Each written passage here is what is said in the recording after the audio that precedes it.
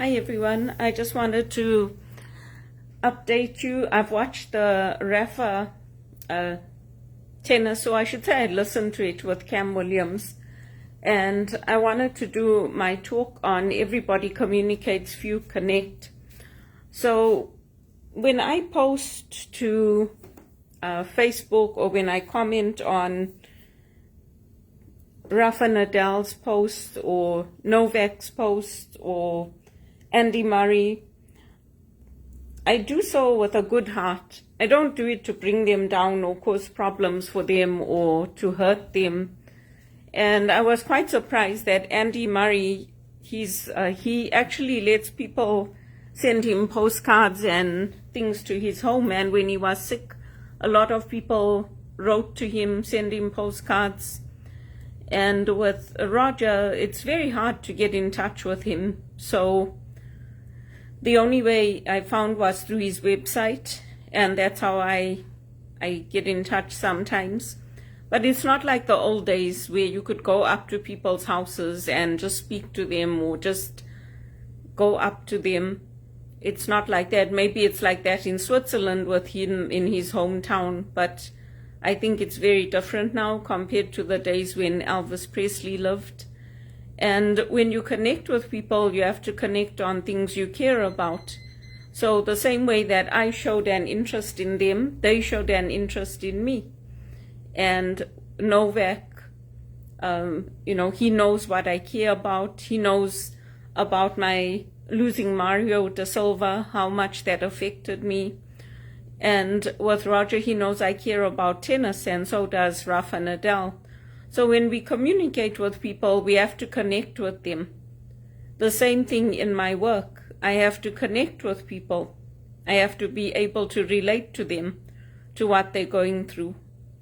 And it's very, very hard. I mean, I think you can see the toll it's taken on me, working in customer service, as well as the long years of unemployment, because I was alone. I mean, there was nobody.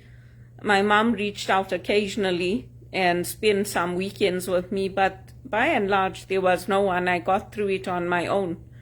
So it's very hard when you live like that. And, the church gave me the support in the form of a spiritual director, somebody to talk to who was removed from my situation. But a lot of people have a lot of empathy and sympathy for married people, but they don't think about what we are going through as single people. They don't think about how hard it is for us, how hard it is to adapt and to make ends meet. It's very, very hard. No one has that compassion for us or that empathy for us. So I just get through it. I try to keep in touch with my godmother because she knows. And she knows that when my health was good, I took on up to 3 jobs. I've never wanted to be a burden on anybody or to sponge off anybody. And I did it when I was doing my master's, but I could not get anything.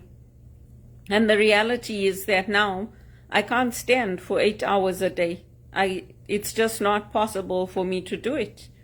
So I have to take what's available. I have to try my best to get into an office position. And with customer service, it's very hard on me because I'm not somebody who screams at people and yells at people and shouts at people and abuses people.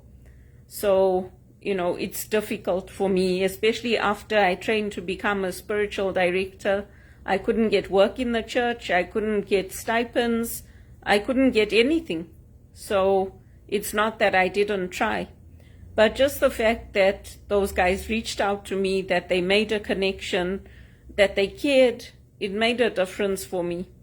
And they want to chat, but I told them because of what the police did to me, I don't want to put them in danger and I don't want to be put in danger, because if their accounts get hacked and somebody takes over their accounts, then I won't know when it's them and when it's not them, because you can't see. If it's Zoom or something, you can see. And today there's so many there's robocalls, they can mimic your voice, they can hack your accounts. So I can't take any chances. And I told their foundations as well, I'll be there for them if they need my help. I express my love, I do whatever I can, but we have to always try our best to connect with people. And we all go through difficulties, we all go through hard times, but it's hard when you're on your own and nobody's there for you. So that's where faith comes in, and that's where we turn to prayer, and we know we're not alone because God is always with us. And that's the biggest difference. We can turn to prayer and we can get through it.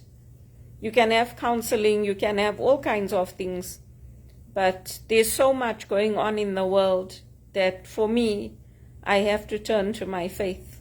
That's what makes the difference for me. And it's horrendous to see what's happening in Israel. Not only with, people being beheaded, women are being raped, kidnapped. The leaders of Israel are putting things showing how these women are soiling themselves and they're dragging them from the cars and shouting Allahu Akbar. I mean, it's just horrendous. And I see that there was a gathering cancelled here with the Prime Minister of Italy and our government, Justin Trudeau. So, I mean, just the fact of even going into work, it's frightening. But there's nothing you can do. You have to just be brave and move forward.